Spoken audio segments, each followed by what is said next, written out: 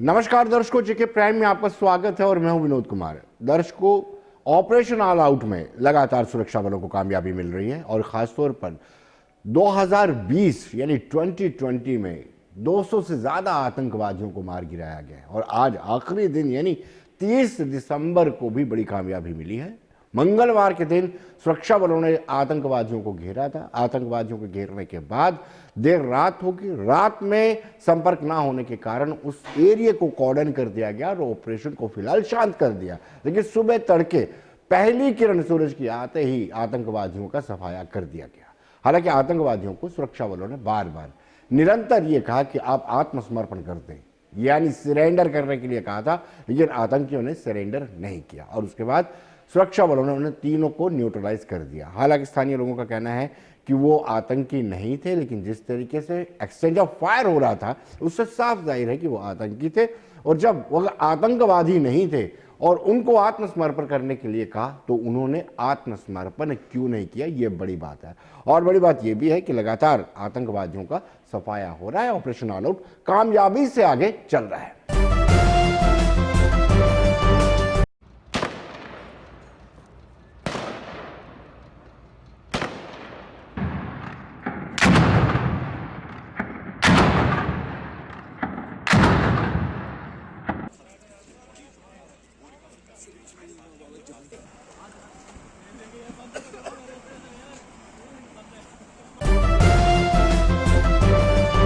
Phone line पर हमारे साथ सीधे हमारे सीनियर सहयोगी, senior news editor Syed Tajammul हमारे साथ जुड़ चुके हैं। सैयद तजम्मुल, एचएमटी के पास जो 3 आतंकवादियों को मार गिराया गया है, उनके परिजनों का, उनके रिश्तेदारों का ये आरोप है कि वो आतंकी गतिविधियों में मुलव्विस नहीं थे। क्या कहेंगे आप? देखिए, ये इंसिडेंट या इनकाउंटर खत्म होने के बाद पुलिस कंट्रोल रूम श्रीनगर और उनके आबाई इलाके में कुछ एहतजाज हुआ। लवाकी ने इल्जाम आयद किया कि इनका मिलिटेंसी के साथ कोई दूर का वास्ता नहीं था, बल्कि फॉर्म वगैरह भरने के लिए श्रीनगर आए हुए थे।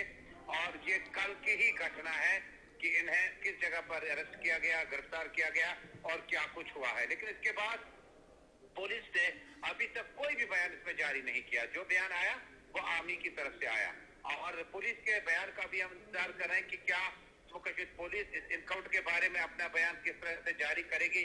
लेकिन आर्मी का लगातार कहना है कि उन्होंने मिलिटेंटों को, जो कि होकर सर में एक मकान में दाखिल हुए थे, उन्हें सरेंडर करने की पेशकश की थी, जिसको इन्होंने ठुकरा दिया। अगर सरेंडर करते तो पता चलता क्या वाकई ये मिलिटेंट थे या नहीं थे, जिसकी वजह से अब तमाम मामला जो है इस एनकाउंटर पर कहीं ना कहीं अभी सीनियर अधिकारी इस वक्त मुख्तलिफ बैठकों में बैठे हैं और इसके खदोखान को देखेंगे कि इनकाउंटर किस वक्त हुआ, किस तरह से हुआ और पोस्ट इनकाउंटर के बाद लगता है कि जम्मू कश्मीर की प्रशासन जो है इस पर कोई सीरियस कदम उठाएगी। लेकिन तजम्मुल, एक्सचेंज ऑफ फायर होता है तो उसके बाद कैसे कहा जा सकता है कि आतंकी में मुलव्विस नहीं थे, आतंकी वारदातों में मुलव्विस नहीं थे? यही वजह है कि अभी तक पुलिस की तरफ से कोई बयान जारी नहीं किया गया। अमूमन जब भी इनकाउंटर वगैरह खत्म होते हैं तो पुलिस का फौरी तौर पर रद्दअमल आता है, लेकिन अभी तक पुलिस का कोई भी रद्दअमल नहीं आया। जो कुछ बयान आए वो सिर्फ और सिर्फ आर्मी की तरफ से आए, प्रेस ब्रीफिंग भी आर्मी की तरफ से आई। और ये देखने वाली बात होगी कि जम्मू कश्मीर पुलिस इस मामले को किस तरह से देखती है। लेकिन जराये के हवाले से खबर है कि सीनियर सुप्रीटेंडेंट पुलिस श्रीनगर आज शायद हॉलीडे छुट्टी पे थे और आज खुद वो इस तरह के एनकाउंटर्स को मॉनिटर करते हैं, सुपरविजन करते हैं, ताकि इस तरह की कोई खदशात या कोई इस तरह का मामला सामने न आए। लेकिन मुझे लगता है कि इसमें अब सीनियर अधिकारी बैठे हैं और कुछ लिहान, कुछ बयान भी आ सकते हैं कि क्या होकर सर में आज का एनकाउंटर था, ये इस एनकाउंटर के बाद जो खदशात ने जन्म लिया उसको किस तरह से जवाब दिया जा सकता है। तो जम्मू लोकल रिक्रूटमेंट चिंता का विषय नहीं है? बहुत बड़ा विषय है। जब आप कम उम्र में स्कूल, कॉलेज गोइंग स्टूडेंट इस तरह से मिलिटेंसी में जाते हैं तो जम्मू कश्मीर में आपको याद होगा कि जब पहला इंटरलोक्यूटर बना था और उसके बाद उनका पहला ही असाइनमेंट जो था कि क्या वजह है कि नए रिक्रूटमेंट जो है यूथ किस तरह से मिलिटेंसी की ओर जाता है। और उसके बाद लगातार जब अवामी सरकार खत्म हो गई और उस वक्त अवामी सरकार में मुख्यमंत्री जो थी महबूबा मुफ्ती, उन्होंने कई बार कहा था कि लोकल मिलिटेंटों को मेन स्ट्रीम में लाने के लिए कुछ इकदाम उठाए जाएंगे। इसके बाद पॉपुलर गवर्नमेंट नहीं रही और मुझे लगता है कि एनजी एडमिनिस्ट्रेशन या होम मिनिस्ट्री किस तरह से इस चीज को देखेगी, इसका सबको इंतजार रहेगा। लेकिन तजम्मुल, जिस तरीके से इस साल में 200 से ज्यादा मिलिटेंट मारे गए हैं, क्या इसको कामयाबी कहेंगे आपको? यहाँ की मिलिटेंसी लगातार बढ़ती जा रही है। 200 से ज्यादा मिलिटेंट मारने के साथ साथ 160 से ज्यादा लड़के लोकल हैं जी, जिससे इस बात का अंदाजा है कि नए मिलिटेंसी की तरफ रागिब होना। और इन मिलिटेंटों की एज के बारे में जब आप देखेंगे तो कुछ की एज बहुत कम है जी। यानी जिस वक्त इन्हें स्कूलों हायर सेकेंडरी में होना चाहिए था या बाकी जगहों पे होना चाहिए था, उस मंजिल पे उस स्टेज पे अगर ये मिलिटेंसी ज्वाइन करते हैं तो मुझे लगता है कि चिंता का विषय है। और इसमें मुझे लगता है कि सीरियसनेस अब तमाम तरफों से देखी जा सकती है। तो जमल, बहुत बहुत शुक्रिया आपका, धन्यवाद। इसको मेंढर के बालाकोट सेक्टर में OGW से एक आईडी बरामद की गई थी। इस आईडी को आज निष्क्रिय किया गया, क्योंकि हम सब जानते हैं कोर्ट ने आदेश दिया था कि सुरक्षित जगह पर जाकर के इस आईडी को डिफ्यूज किया जाए, और ऐसा ही किया गया।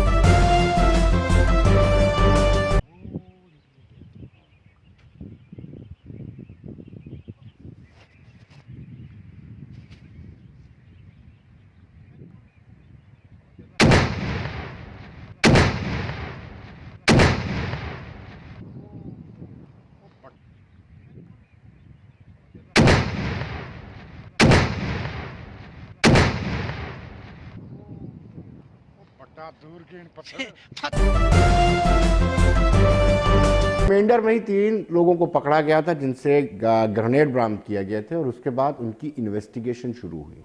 जांच के दौरान उन्होंने बताया कि कुछ और जगहों पे एक आतंकी ने बताया कि कुछ और जगहों पे भी हाइड आउट बनाई गई है, और उस हाइड आउट पे ले जाया गया, और वहां पर आतंकी ने 2 रिवॉल्वर, 2 पिस्टल्स, कुछ ग्रेनेड और असलह बारूद जो है बरामद कराया।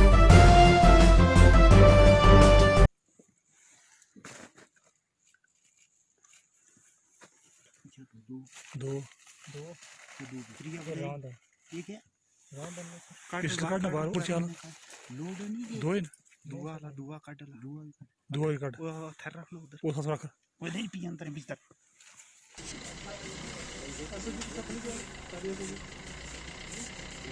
तो रेडी सीटी फटना नहीं तो ये टेंशन में मरिया नबी बंदे ये पिस्टल नवी है जंग लगा में जो गजनवी फोर्स नामी जो के मेंबरान जो पकड़े गए थे उनकी तफ्तीश जारी थी, और उसी तफ्तीश के दौरान एक आदमी के इंकशाफ पे डब्बी गांव में आर्मी के साथ हमने मिलके सर्च ऑपरेशन लॉन्च किया, और दौरान तलाशी 2 पिस्टल्स, 2 ग्रेनेड और 70 लाइव बुलेट्स रिकवर किए। मज़ीद तफ्तीश जारी है। एमिनेशन दुश्मन की तरफ से जो यहाँ पे भेजा गया था, एक्चुअली यहाँ पे जो इस इलाके की जो पहचान है, कौमी एकता, कॉम्युनल हारमोनी, उसको डिस्टर्ब करने के लिए मजहबी मकामात पे इन्होंने अटैक करना था, और पुलिस और दीगर एजेंसियों की जो इंटेलिजेंस की तेज़ी की वजह से हमने फ़ौरन इस पर एक्शन लिया और लोगों को पकड़ा भी गया और आर्म्स एंड एम्युनिशन रिकवर भी किए गए। ये जो 27 को हमने सर्च ऑपरेशन लॉन्च किया था कंडी गुलूता एरिया में, उस दौरान जब 6 ग्रेनेड पकड़े गए थे और कुछ इंक्रिमिनेटिंग डॉक्यूमेंट्स भी थी, उसमें 3 लोग जो हैं हमने गिरफ़्तार किए थे। उन 3 लोगों की जब फर्दर इंटरोगेशन जो है वो की, उसमें से एक जो है वो यासिन नाम का जो इंडिविजुअल है, टेररिस्ट एसोसिएट है, उसने ड्यूरिंग इंटरोगेशन बताया कि उसके पास और भी सामान पड़ा हुआ है। तो रात को फिर ये एक और सर्च ऑपरेशन जो है वो लॉन्च किया गया बालाकोट सेक्टर में डाबी विलेज में, और ड्यूरिंग सर्च ऑपरेशन उसकी जो शनाख्त पे जो हमने फर्दर रिकवरी की है, उसमें 2 पिस्टल हैं और 70 पिस्टल के राउंड हैं और 2 ग्रेनेड हैं। अभी जो है वो इंटरोगेशन और इन्वेस्टिगेशन जो है वो चल रही है। इसका भी लिंक जो है वो पार से ही है, क्योंकि पहले वाले ग्रेनेड भी इन्होंने ही दिए थे और ये वाली रिकवरी भी उसी के साथ जोड़ के हम लोग देख रहे हैं। अभी असरटेन कर रहे हैं कि और इनके पास क्या असला और एमनिशन है। हाँ, ये जो एरिया है वो हम इसको बड़े संजीदा ढंग से देख रहे हैं, क्योंकि यहाँ से इस तरह की रिकवरी होना और फिर इनके जो मंसूबे हैं उनको देखते हुए हम लोग ये कंटिन्यू रखेंगे ये सारा सर्च ऑपरेशन। तो जब जब चुनाव होते हैं तब तब सवाल उठते हैं कि आखिर कश्मीरी विस्थापित पंडित अपना पूरा वोट क्यों नहीं कास्ट करते हैं। कभी ये नहीं सोचा जाता कि उनको सुविधाएं जो दी जानी चाहिए क्या पर्याप्त दी जाती हैं। जगती से उठ करके उनको विमेन कॉलेज गांधीनगर में वोट डालने के लिए आना पड़ता है, तो कौन डालेगा वोट। इस पर हमने लोगों से बातचीत की। हर्षदेव सिंह जो पैंथर्स पार्टी के चेयरमैन है, उनका ये कहना है कि भारी तादाद में विस्थापित पंडित हैं और उनकी फिगर भी जो मिलती है, लेकिन वोट कम कास्ट होते हैं। इसकी जांच होनी चाहिए कि आखिर इसकी वजूहत क्या है। देखिए, जो अभी हाल ही में डीडीसी के इलेक्शन हुए हैं, इसमें चंद सौ ही कश्मीरी विस्थापितों के वोट पड़े हैं। गिनती तो इनकी 1 लाख से ज़्यादा बताई जा रही है, और 1 लाख से ज़्यादा लोग जो हैं वो रिलीफ हासिल कर रहे हैं कश्मीरी माइग्रेंट्स के नाम पर। 13,000 रुपया प्रति कुंभा दिया जा रहा है और अरबों रुपया इस खाते से निकाला जा रहा है कश्मीरी माइग्रेंट्स के नाम के ऊपर। करोड़ों रुपया राशन का जो है खर्चा आ रहा है इनका, लेकिन ये दिखाई क्यों नहीं दे रहे हैं, ये एक बहुत बड़ा सवाल है। क्या असल में इतने विस्थापित हैं या किताबों में ही ये विस्थापित दिखाए गए हैं ताकि सरकारी खजाने को चूना लगा सकें कुछ अधिकारीगण इन लोगों के साथ मिलकर? क्योंकि हकीकत में इनकी एग्जिस्टेंस भी जो है वो कहीं नजर आनी चाहिए। जब रिलीफ और की बात आती है, जब राशन और पैसा देने की इनको बात आती है, तो तब तो वो सारा का सारा पैसा निकल रहा है वो रिकॉर्ड के मुताबिक, लेकिन वोट इनका नहीं डल रहा है। तो मेरी सरकार से ये गुहार होगी कि एक इंक्वायरी की जाए कि क्या वाकई इतने विस्थापित यहाँ हैं या फर्जी नाम जो है ये डालकर सरकार को चूना लगाने के लिए एक जो है कॉन्स्पिरेसी की गई है।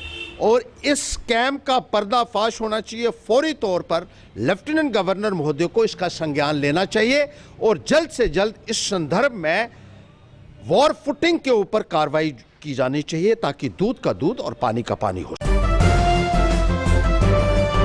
हमने विजय बकाया से बातचीत की, जो फॉर्मर CS है, MLC नेशनल कॉन्फ्रेंस के कोटे से बने थे और अब बड़े नेता हैं अपनी पार्टी के। तो उनका भी यही कहना है कि कहीं ना कहीं विस्थापित पंडितों को लगता है कि हमारा वोट जब डालते हैं तो वो कश्मीर के MLA को पड़ता है, हम अगर अर्बन लोकल बॉडीज का वोट डालते हैं तो वो कश्मीर में पड़ता है, इसलिए थोड़ी सी रुचि कम हो जाती है। और उनका ये कहना है कि जो वोट है जिस जगह पे कश्मीरी विस्थापित पंडित रहते हैं उनके रिप्रेजेंटेटिव को मिलेगा तो ये उत्साह ज्यादा बढ़ेगा। माइग्रेंट लोग आए यहाँ पे और कहाँ बसना है, कहाँ रहना है, इसके बारे में वो चिंतित रहे, टेंटों में रहे, किराए के मकानों में रहे। और जब इलेक्शन आए 90 के बाद, तो उस वक़्त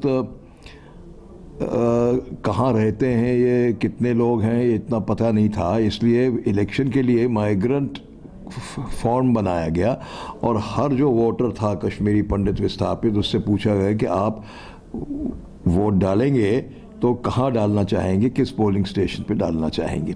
लेकिन उसके बाद ये जब सब सेटल हो गए, किराए के मकानों से अपने मकान बना के वहाँ रहने लगे, टेंटों से निकल के 2 रूम कमरों में रहने लगे, उसके बाद भी एम फॉर्म बना रहा।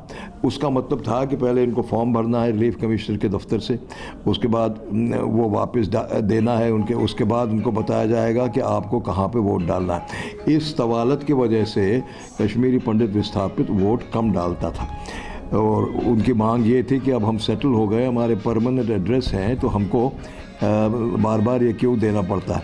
बहरहाल इस बार जो डीडीसी का इलेक्शन हुआ उसमें एम फॉर्म की तवालत दूर हो गई थी और एक ही जगह गांधीनगर में बहुत सारे पोलिंग स्टेशन थे, पोलिंग बूथ थे, और वहाँ पे जिसका नाम पोलिंग लिस्ट में था उसको कहा गया आप जाके भरिए, मगर वहाँ भी बहुत कम लोग गए।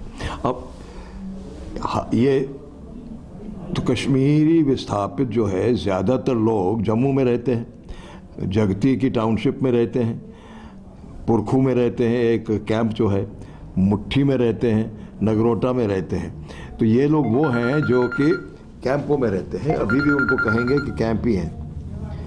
तो ये सारे वोटर हैं, लेकिन ये वोट नहीं डालते हैं। इसलिए एक तो पहले कहा कि अगर असेंबली में डालना है वो कश्मीर के असेंबली में डालना है, कश्मीर के एमएलएज के लिए डालना है।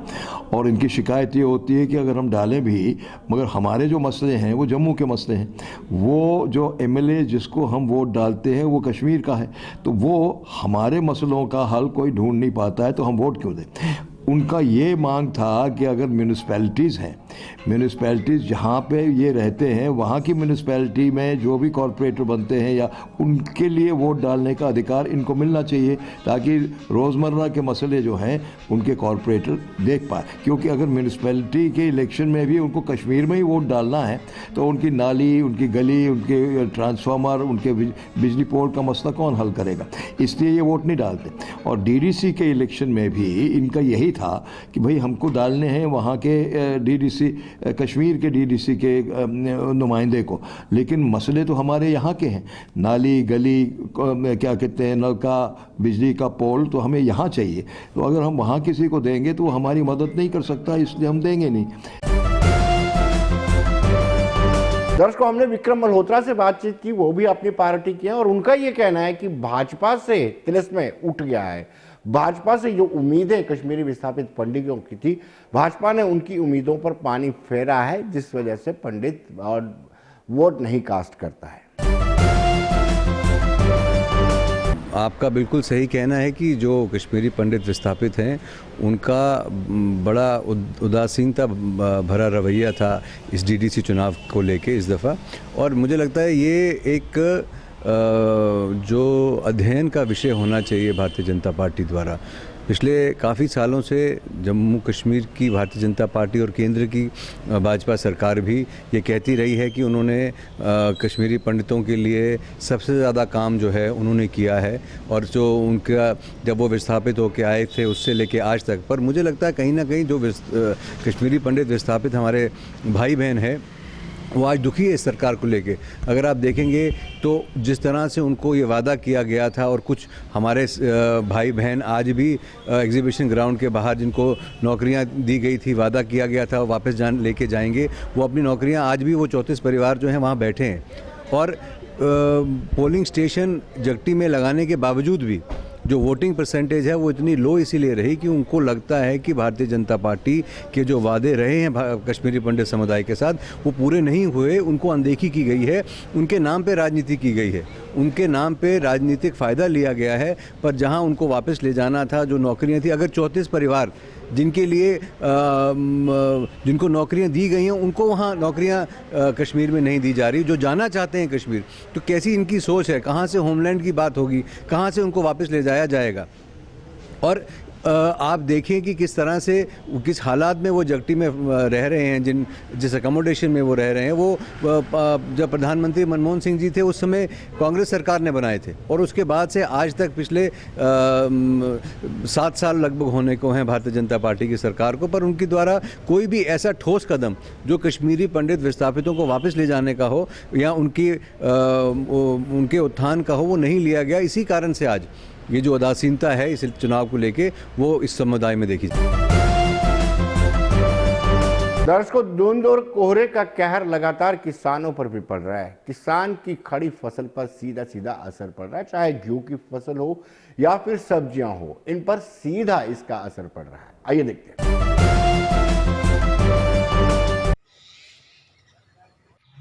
गोभी भी हमारे बड़ी हालत है खराब। करो आपको किसान की बेचारे बड़ी समस्या है, बड़ी परेशानी है, लेकिन सुनने वाला देखो सारे कि ना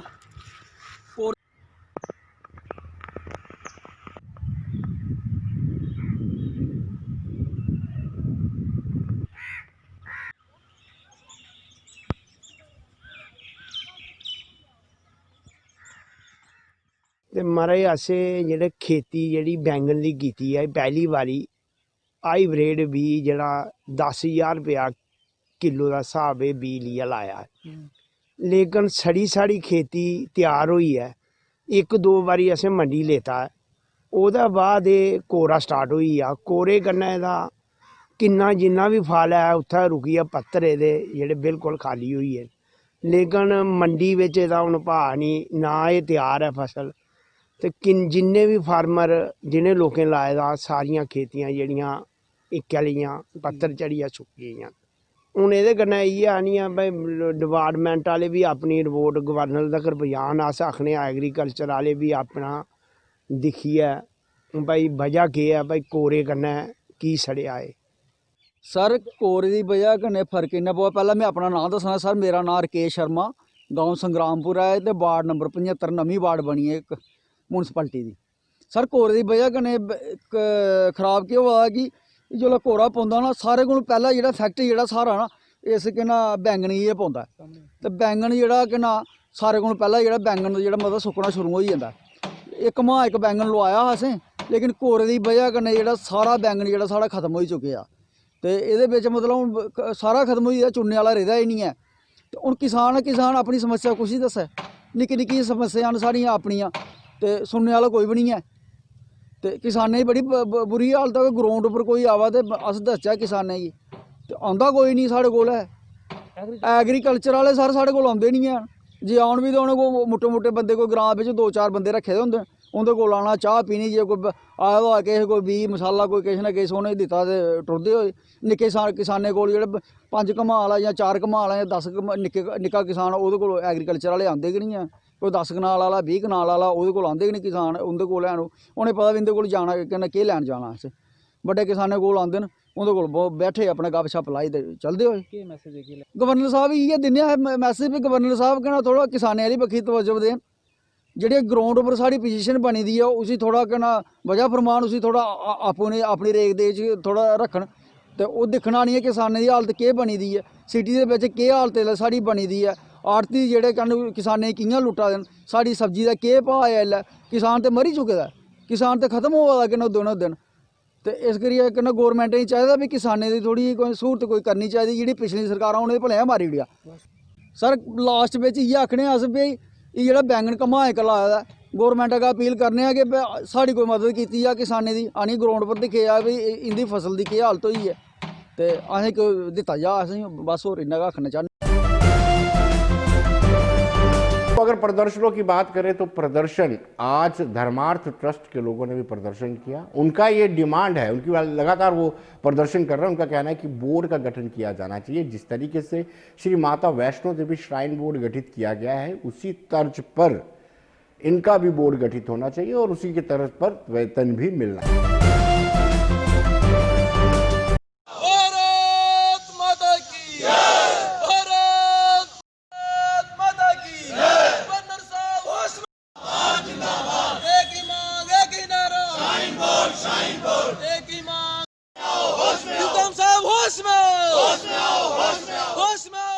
त्रै दिन होई गे असें भुक्ख हड़ताल च बैठे दे। अज्ज दिन तक्कर साढ़ी कुसै भी कोई गल नहीं सुनी है। असें धर्मार्थ ट्रस्ट कोला बड़े चिर दे मंगदे, बड़ी उम्मीद धर्मार्थ ट्रस्ट कोला असें कुछ देङन खाने आस्तै, लेकिन बिल्कुल खड़े हत्थ करी ओड़े न। हून अस मंगना चाहन्ने गौरमेंट कोला गै, गौरमेंट पर असें बड़ी बड़ी उम्मीद है। LG साहब पर जरूर साढ़ी कोई गल मनङन।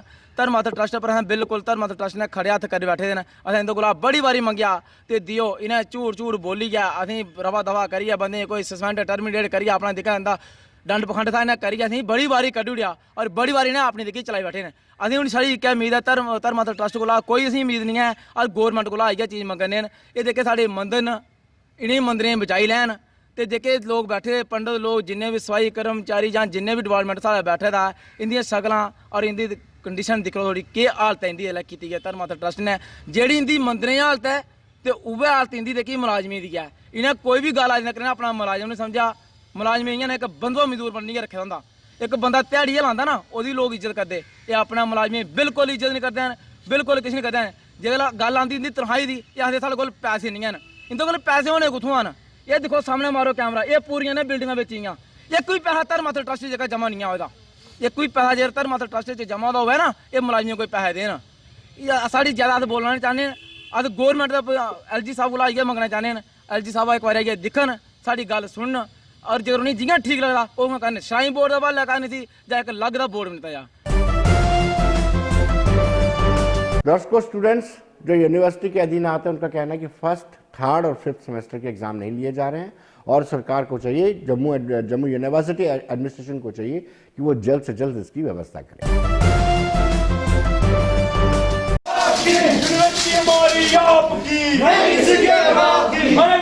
तुम काम करो 12 बज रहे हैं केड़ा डिपार्टमेंट सर क्लास नहीं लग गई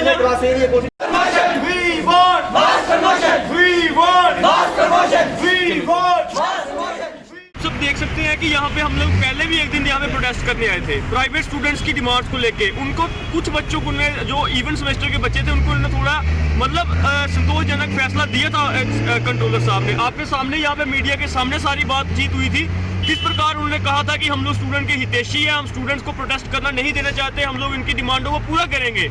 लेकिन जब बात आई वहाँ पे बाकी वाले स्टूडेंट्स की, उनने तब मीडिया के सामने बोला था कि हम लोग सभी स्टूडेंट्स के मसले जो हैं वो हल करेंगे। लेकिन वो पहले सेमेस्टर के, तीसरे सेमेस्टर के, 5वें सेमेस्टर के और वो सारे बच्चे जिनके अभी तक एग्जाम नहीं हो पाए कोविड की वजह से, वो बच्चे क्यों इनकी लापरवाही की भेंट चढ़ रहे हैं, मैं पूछना चाहता हूँ।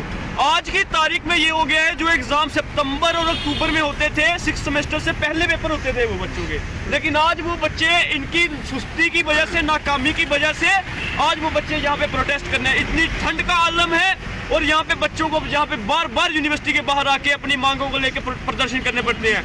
मैं आपके माध्यम से ये बताना चाहता हूँ कि बच्चों को अगर आप लोग पेपर अब अगले साल में लोगे तो उनका 1 साल तो सीधा सीधा वेस्ट हो गया है। और पीजी की एडमिशन जो कल उसकी लास्ट डेट है, तो बच्चे कहाँ पे जाएंगे? ये बच्चे दर बदर हो गए हैं। तो दर्शकों, बने रहिए देश दुनिया की खबरों के लिए और मुझे दीजिए इजाजत। नमस्कार।